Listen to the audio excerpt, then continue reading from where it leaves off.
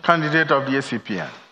Well, I thank God that the sitting government has not signed the agreement, because the agreement will not be in the interest of this country.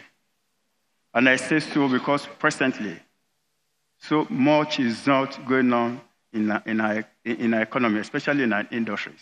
And any program or policy that will turn Nigeria into a dumping ground for goods from other countries and cripple the local industries would not be in the interest of us.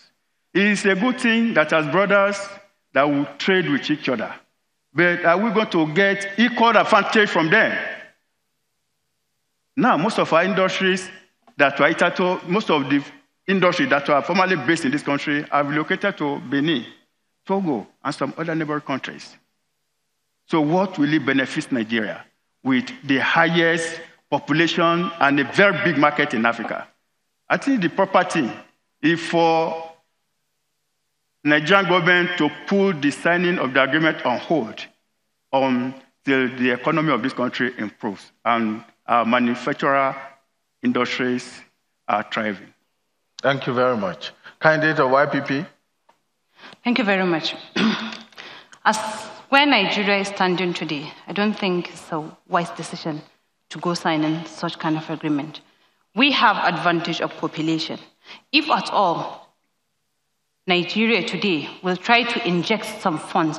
Let's even start with the state level, where each and every state in Nigeria, let's not even talk about the natural resources. You can see that each and every state in Nigeria have something, one thing or the other that they are producing that's different from what we used to have all over the world. If at all we will inject some amount or some investment into such kind of businesses or such kind of creativity into each and every state, definitely we will get what we want, but that's when the country will be very, very strong into production. That's when such kind of policies will favor Nigeria. But not at this stage we are, where Nigeria doesn't produce much and our export activity is very, very low. Thank you very much.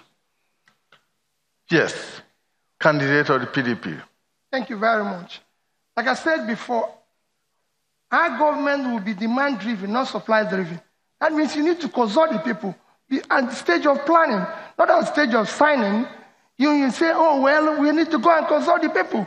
We will do it before we get to that stage. Two, you don't need to fear about China's transshipment. That shows inefficiency. Labor is more expensive in China today than it is in Nigeria. In fact, we have 87 million people who don't have jobs. So if goods that are manufactured in China can leave China and you pay the high shipment, including duty clearing, and it's cheaper than what you manufacture, something is wrong here. So you fix it. And look at let me just give you an example. Just Apapa, to bring our goods in Apapa, costs more than it costs to bring the goods from Europe to here. Thank you very much. Thank you. Transport. Thank you. Yes. Candidate of the APC.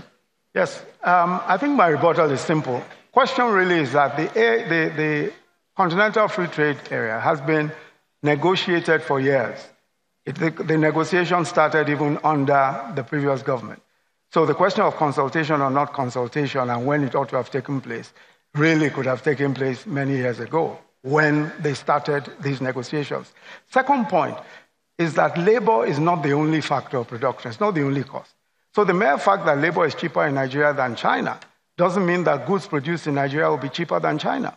What is going on today, for example, is that if you import rice from China, it will still be cheaper because a lot of their rice is stored up there and is heavily subsidized as well, just as from America. Second point is that we still have issues around power. Power is a major cost.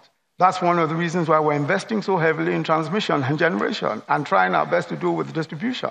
So there are many other costs. It's not just about labor. I mean, if you talk about labor, that's just one single cost. There are so many other costs. So dumping is a major issue. Thank you very much. Let me stay with you, candidate of the APC. Now, the Central Bank of Nigeria is very passionate about 41 items that have been excluded from the forex market. Only recently, another item, fertilizer, was added. Is it a very good policy in your view? Well, let me say, first of all, that the Central Bank of Nigeria is independent in terms of its own activities. And I really cannot change or not change their policies. But let me say to you that just take some of the examples. Toothpicks, for example, have been imported into Nigeria. Fertilizer, which we have now cracked with the collaboration we have with Morocco, we are now able to deliver fertilizer at half the cost. So you have fertilizer now as some 6,000, 7,000. At some point, it was about 12,000, 13,000, even higher. So you can no longer do that. And rice is also another example. We were importing practically all of our rice. As I said, $5 million of rice every single day. Today, we're no longer doing so. We've encouraged local production by preventing a situation where anybody can simply go and buy rice. Simply go and open a FOMEM and bring in rice. So if you're going to protect local industry, if you're going to protect local activity, then you need to do something like what you may need to do something, such as what the CBN is doing. Final point on that is that where you have a situation such as we have today, these 41 items, it is not a ban on those items. All that the CBN is saying is you can't come to us for foreign exchange. You can go and source your foreign exchange wherever you want, but you can't come to the CBN for foreign exchange for these items where which they believe can be produced locally. So that really is the point. Thank you very much. Candidate of the ANN.